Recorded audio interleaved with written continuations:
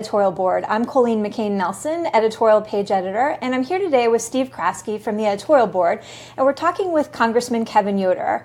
And last week we hosted a town hall with Congressman Kevin Yoder, and today we just want to follow up on some of the things you heard from your constituents. Obviously, they had a lot of issues on their minds. What was your primary takeaway in terms of what your constituents are looking for at this point? Well, I continue to hope and believe that most of my constituents, no matter what side of the aisle they're on, are looking for leaders who can try to bring us together. We're so divided as a country. From watching the evening news, I have people telling me they can't even watch the news anymore because they get so frustrated with what's going on. They don't feel like anybody is really trying to bring us together. And what I learned from that is people have certainly a lot of questions about what's happening in Washington, whether it be healthcare or what the president's doing. We covered a lot of issues in that town hall meeting. We were pretty much rapid fire in terms of we would knock out issues pretty quickly. I don't know how many questions we took, but we did cover a lot of ground. And so I took away people are looking for solutions, looking for people to work together. They have questions about policies that the Republican Congress is pursuing, and they want to hear from their congressman about what actually they're up to and how they think it will solve problems. And then I think ultimately they want to see things get done. So I think that was great. I did think the best part about the town hall meeting, frankly, was the civil tone of it. Yeah. Mm-hmm. You can look online and find dozens of examples of meetings where people are just shouting at each other, right. Shouting at their elected official, shouting at each other, and it's not very productive. And so I thought what we saw last week was you had over 100 people together, many of which did not agree with my position on the issues, and yet we had civil conversation, even back and forth. They'd ask a question, someone said, I'd like to follow up where that person led off, and we're able to have that dialogue. That's what we need in this country. And so I thought that was a great opportunity to show that we can disagree without being disagreeable. Since we met, and obviously President Trump was a big topic at that town hall, so many questions directed at him. Since that town hall, former Missouri Senator Jack Danforth has come out with an op-ed saying that President Trump is too divisive to be a Republican. What's your take on that? Well, I do think he is more divisive than I would like. I think the president needs to set a tone of working together to solve problems. He's the president of the entire country, whether you voted for him or not. And that's always been my attitude as a congressman from this district is whether you're a Democrat, Republican, or independent, I'm your one voice in Congress. And if I'm attacking a group, then they're not really going to feel like I'm listening to them. And so I think the president needs to listen more and try to work towards collaboration. There are days where he's actually really good at that. He speaks to it, right? And he has groups that have never even been in the White House. I mean, we've seen some unprecedented efforts in some days of the president reaching out to groups that have been disenfranchised, and then the next day we'll have a rally that's much more divisive. And so I wish there was more consistency there and more of a direct attempt to focus every day on unifying the country. How frustrating is that for you to have a president who is constantly putting people like you in the spotlight because we're asking you questions to defend a president that goes off and says one thing or another, puts you in a pickle every day? And I thought, I'll be honest with you, not everybody on your feet here is going to like this. I thought the last president was very divisive as well in a totally different way. But I was being held less accountable for that because it wasn't in my party. Right, so that was more of a question for Democrats, why the country was so divisive. Now it's certainly a question for Republicans, and so that is a challenge. What I do is try to get up every day and utilize my time and my energy and my voice in a positive way, reaching out to folks and focusing on issues that are bipartisan. And we talked about a lot of those in the town hall meeting, whether it be things that are, when it comes to healthcare. Well, I know one area we can all agree on is that we ought to invest more in medical research. So I spent a lot of time leading the charge on that in my own party. We've seen on tax reform that working families are the ones who really need the help. So I'm leading the charge on expanding the child care tax credit. On immigration reform, I've got a very significant bill to fix a backlog in the green card system that we spoke about the other night. And so whether it's immigration or healthcare or taxes, what I try to think of is what is the issue that we probably actually do agree on those subjects. We may not agree on whether the state tax should be repealed or not, right? But we probably hopefully all can agree that working families with child care costs are going to need relief maybe more than anyone. And so yes, it's a frustration, but I can't control what happens at the White House. I can't control the president's Twitter account. Nobody really can. And Apparently so, not. right. And so, what I can do, and this was my statement with the last administration, whether it's President Obama or President Trump or whether it would have been a President Clinton, what I have to do is assess that situation and figure out what my role is in it. It is different now that we have a Republican president, right? I have a higher level of engagement on what the White House does because it's in my party. But at the same time, I don't really have any more control over this president than I did over the last president, right? Well, and you said at the town hall that you'd be willing to speak up when you disagree with the president. And we talked a little bit about Charlottesville and also just kind of the divisive tone that you referenced. Are there issues that you disagree with the president on beyond just tone? Yeah, certainly on the tone issue or on some of the tweets, we've spoken out a number of times. When the president criticized John Lewis, we immediately came to John Lewis's defense, said he's an American hero. In fact, I introduced John Lewis when he got a Harry Truman Award. I don't know if you noticed a few months ago. They asked me to do that, which I thought, what can I do symbolically to show my difference in that regard? Well, let's introduce John Lewis at an event that was, giving him an award. So there are those moments. But in terms of policy, I went to Emanuel Cleaver earlier in the year and said I'm really concerned that the White House may want to cut grants to violence against women programs. Let's write a letter together saying we will not support a budget that does that. So we did that. We wrote that letter. There were no cuts in the president's budget when it came out. The president, so I'm on appropriations. That's where I spend the bulk of my time. And so that's where the bulk of my engagement occurs at the White House. So, the president wanted to cut NIH. We said, we're not going to do that. The president wanted to cut, I'm trying to think, a number of other programs there that were inconsistent with where we felt the administration should go. And so we've opposed those. So when it comes to specific budget cuts or other policies, I disagreed with some of the way the president clearly handled the refugee policy. And we spoke out on that, that yes, we need better security there, but a blanket ban that appears to be a religious ban is not something we could support.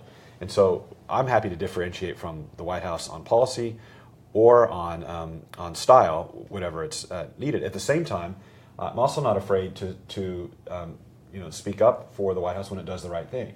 And so I thought the president was strong on Afghanistan last week. I thought laying out a sort of more of a peace through strength philosophy, consistent with sort of the traditional Republican value. That was Ronald Reagan, be strong on foreign policy. We thought the former president was too weak on it. So strengthening that, not giving arbitrary timetables, I thought the president was good on that. When the president's focused on jobs, economic matters, tax reform, we're going to support the policies there if it's consistent with where we are. What I've just said is I'm not changing. And I see sometimes in the Star articles or something they'll say, someone's of me or whoever agrees with follows the Trump administration X amount of times. In many cases, they follow us. Whether it was on health care or on taxes, we haven't necessarily seen a proposal from the White House. These are proposals that we've been working on for years that they're supporting our proposals. So in many cases, it's trying to get them to agree with us as much as it is trying for us to agree with them. One of the strongest reactions you got from the audience last week was when you suggested that President Trump isn't the only president who has misled Americans, and you pointed to President Obama. I'm wondering, do you equate those two? Are they similar? Are they equal when it comes to this whole idea, Congressman, of misleading Americans? That's a great question, Stephen. I would just say I don't know. Right? My point was, how am I to know which president has told us the truth in which situations? Clearly, there have been exaggerations in this administration that we've disagreed with, whether it's the crowd size or something where you just say, okay, or a numbers issue where you can easily point to, okay, that's not true. I don't know that that's the president lying as much as it just his not maybe knowing or exaggerating. But he's saying it. Right. So I know others have said, well, that means he's a liar, that means he's got to go. And we have people saying they want to impeach the president. I think what's unique, to sidebar for a second, what's unique about this presidency is, the polling, usually looks at a fave, unfave. But from the very beginning, there's been, 30, 40% of the country that wants to impeach the president from the day he was elected. And so I don't know whether that's the new normal, whether that's just this president. But I know for the 7 years I've been in Congress now, for the first 6, we would get people to call our office saying that President Obama is a liar. They would say he's not American, he's not, all these, they want to see his birth certificate, needs to be impeached. He doesn't have our best interest. He gets up every day hating America. We would get those calls every day. Right. Now we get calls on the other side saying the exact same thing about President Trump.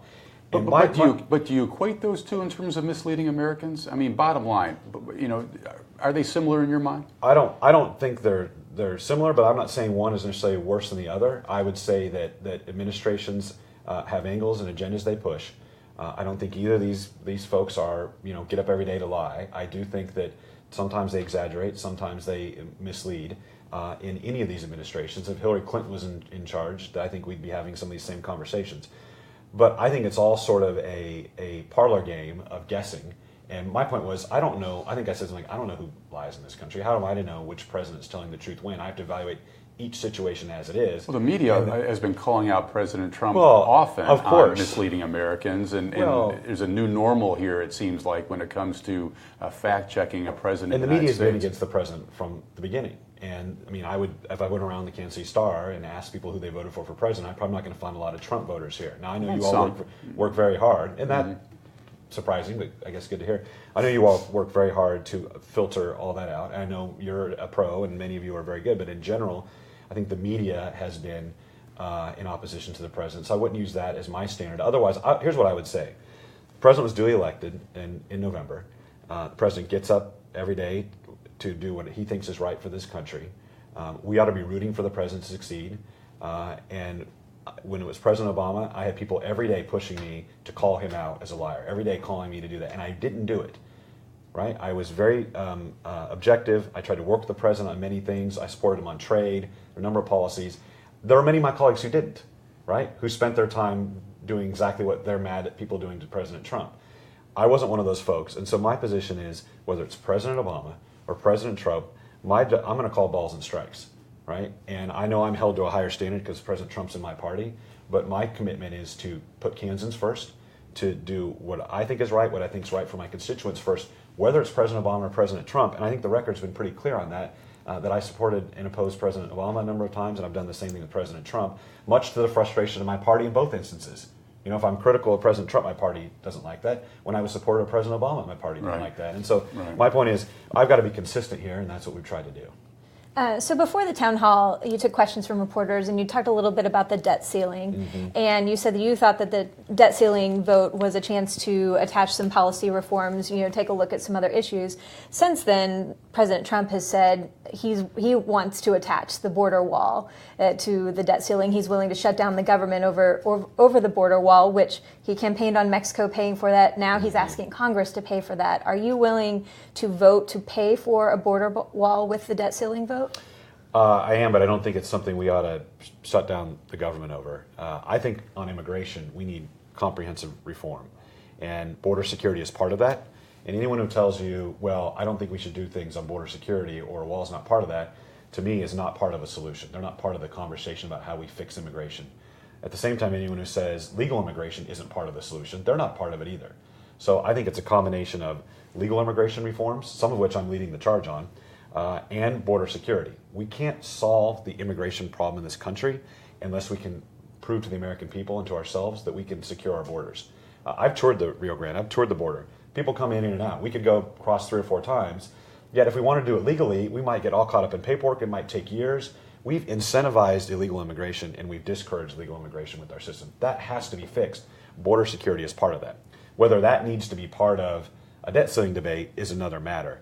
I would support it, but I don't think it should be a contingency of whether we're going to be able to move forward fiscally. I think rather the debt ceiling debate should be used as an opportunity to debate our debt and to debate our policies. Otherwise, why have the debt ceiling, right? I think I've been in favor of keeping it because I think it forces Congress, in a very few instances, they don't normally do this, it forces Congress to level with the American people about where we are with our debt, what policies are in place, and how it might impact that. That might mean, okay, well, on taxes, how does that impact the debt? We should discuss that.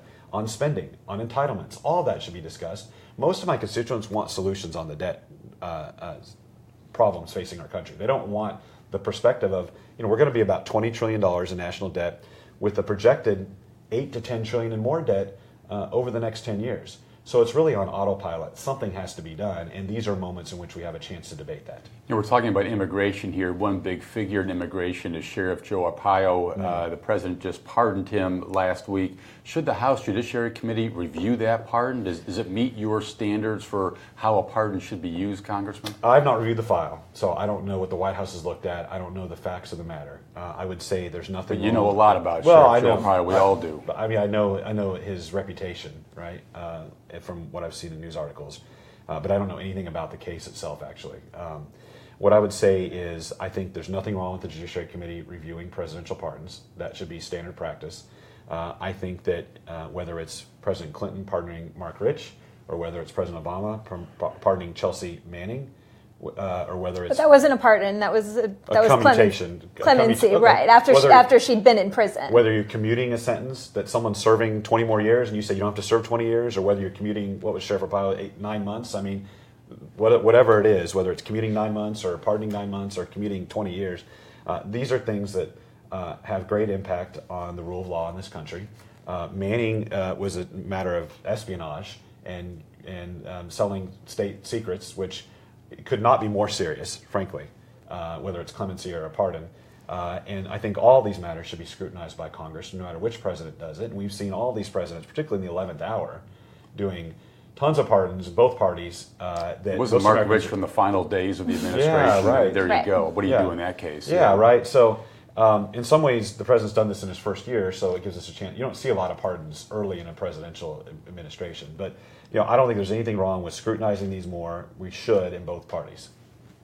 Well, and so we expect more immigration news coming in the next week or so. The White House at least has signaled that the president could take action on DACA and change the policy for young people brought here illegally by their parents. Where do you stand on that? Do you agree with where the president appears to be headed on this? Well, the problem I've had with DACA from the beginning is that it precipitated and created a humanitarian crisis that was already occurring.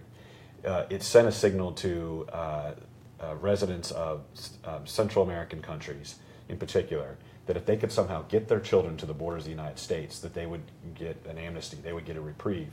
And so you actually saw a significant uptick in folks heading to America, sending their children. And it was really tragic. I have to feel for the situation these families are in, because it'd have to be pretty dire for me to want to put one of my children on a train by themselves and send them, a teenage girl, to a country. I mean, who could do that? So they obviously feel like that was the only alternative they had. But we saw a lot of sexual abuse. We've seen, there were some countries handing out birth control. I mean, it was just a horrible situation that was set up. And so I don't think the policy of itself is helpful to immigration reform the way it has been set up.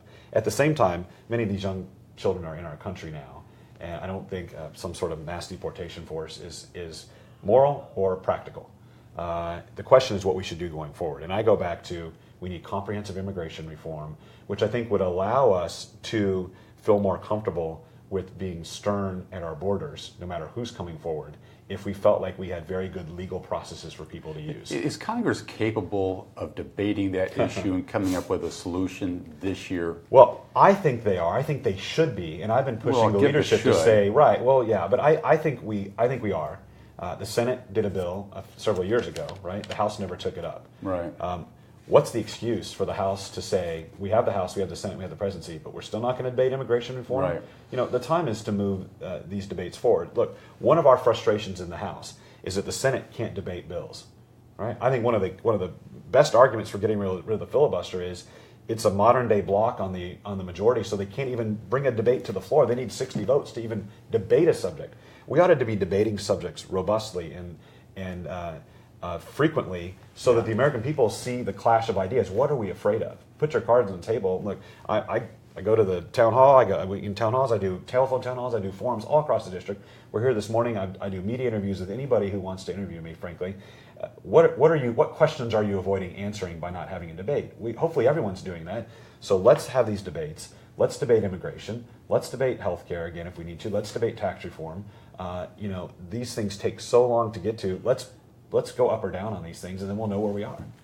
Well, to that point of let's debate healthcare, you've got a lot of questions about healthcare last week, and you said that you'd be willing to work with Democrats on some sort of compromise. There doesn't seem to be a lot of movement on that front at this point. There doesn't seem to be a lot of Republican-Democrat interaction even. What would a compromise look like? What could you and Democrats agree on in terms of overhauling healthcare? Well, on one hand, it's very difficult because you have the majority of Democrats have signed on to. So first of all, the majority of the Congress, by far in both parties, are for repeal and replace, right? Both sides are. Majority of each party is for repeal and replace. It just looks totally different. The Democratic repeal and replace is repeal Obamacare and put in place a single-payer system. That's where the majority of them are. Their leadership are not there because they think it may be politically unpalatable right now, but that's where they want to go. So you have the majority of House Democrats there, and the majority of House Republicans on the Republican version of repeal and replace. It's hard to find middle ground between single payer and privatized, health insurance system. That's the challenge we have. Is there's a very big different divide. poles There's there. a big divide in Is there any American way you healthcare. could live with single payer, Congressman? No. Because Because it would destroy the best things about an American healthcare system that people like. The ability to go see your doctor easily, the ability to go see a specialist easily, the competition, the innovation, all those things would be destroyed if we were. the argument is single payer may be the only way you can find Well, a way to control costs. I think you'd move more towards universal health care in that regard. So you could argue there's a benefit because everyone technically would be covered. The problem is we would force every one of my constituents, everyone watching this system, everyone watching this program, to leave their private health insurance that they get, and they would have to get their coverage from the government. Now, who decides what coverage you get? Instead of the robust competition that I want, instead of the choice that I want, you'd have one.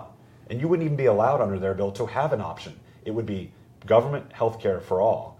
There's no private option. You get a supplemental policy. What would end up happening is 90% of us, all of us watching this now, would all be in the government single payer system, and a remainder would go private pay. And they would be able to see their specialist quickly. So you develop a two-tiered system. It's one of the reasons a lot of us fight against socialism, because we see in socialized countries, you have the oligarchs, and then everyone else is low class. So we'd all sort of get low-branded health care, while the upper class would get excellent health care. So those are all reasons I think it would be bad health care for my constituents, that it would be less choice, less competition, less innovation. We drive the innovation in this world because of the system we have. If you have government, they're not going to do it. So, but all those are bad reasons. The worst reason of all may be the cost. So even if you said, no, Congressman, you're wrong, it would be a beautiful system, everyone would have all the health care they wanted, it would be, even if how do you pay for it? The only one that scored it, the Urban Institute, which is a nonpartisan group that's scored some of our bills as well, they scored it at $32 trillion over a decade. $32 trillion. Well, we only bring in right now $3.2 trillion. So think about doubling the amount of money we send to the federal government. You won't find two constituents on a block that want to double their federal income taxes, double the corporate taxes, double their marginal rates. So you're a no on single So payer. I'm a hard no on single payer. Picture here. And I think, frankly, all of you should be, and I think my constituents really think about what it looks like in an American system. Now, some would say, what about Sweden? Or what about the other countries? They have totally different economies, totally different systems, totally different expectations.